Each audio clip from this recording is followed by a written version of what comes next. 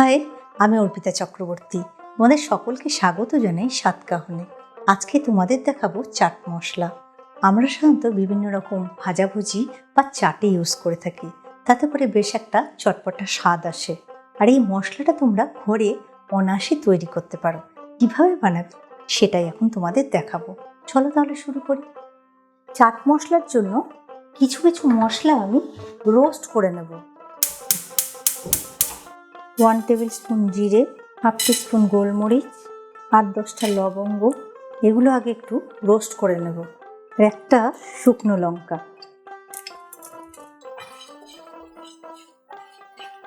আঁচটা একদম সিমে করে দিয়েছি আর হালকা করে এটা একটু নেড়ে নেব। খুব বেশি ভাজবো না, তাহলে মশলাগুলোর যে তেলটা সেটা বেরিয়ে এসে নষ্ট হয়ে যাবে। অফ করে দিচ্ছি, আমার হয়ে গেছে। এটাকে এবার ঢেলে রাখছি। 1/4 টিস্পুন জোয়ান, এটাকে একটু হালকা রোস্ট করে নেব। একটা জায়ফলের 4 ভাগের 1 ভাগ দিচ্ছি, নাহলে খুব চড়া ফ্লেভার হয়ে যাবে আর চাট মশলাটাকে তেতো করে ফেলবে। এটাকে একটু হালকা রোস্ট করে নেব।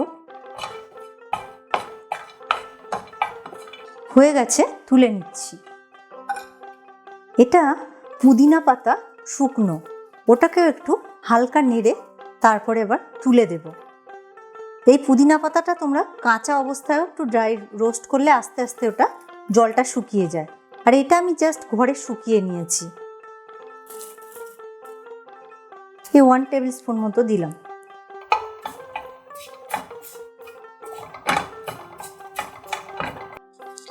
হয়ে গেছে, তুলে নিচ্ছি। 2 টিস্পুন ধনে গুঁড়ো দিচ্ছি।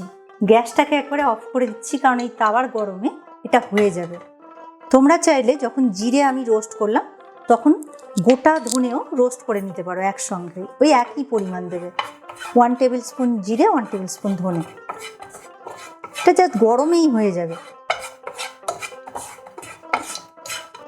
এবার সবগুলোকে একসঙ্গে করে দিচ্ছি।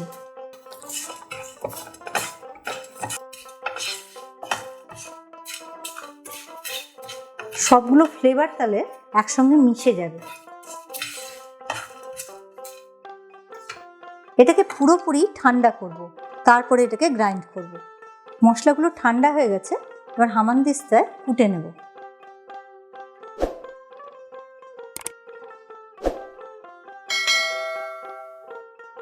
वन-4 টিস্পুন নুন, 1/4 টিস্পুন বিট নুন, 1/4 টিস্পুন হিং, 1 টিস্পুন আদার শুট বা dry ginger powder, 1 tablespoon amchur powder.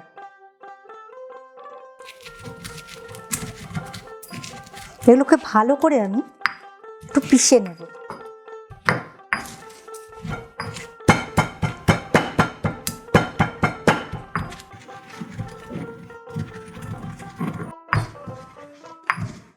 মশলাটা আমার গুঁড়ো করা হয়ে গেছে।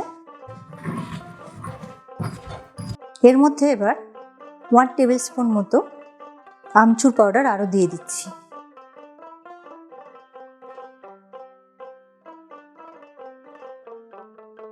মশলাটা রেডি হয়ে গেছে দেখো, আর একেবারে মিহি হয়ে গেছে দেখো।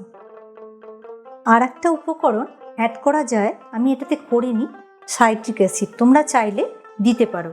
ওই 1/4 টিস্পুন মতো দেবে। এই চাট মশলাটা তোমরা বিভিন্ন রকম খাবারে ইউজ করতে পারো। স্যালাড, চপ, কাটলেট, দই বড়া, ফুচকা।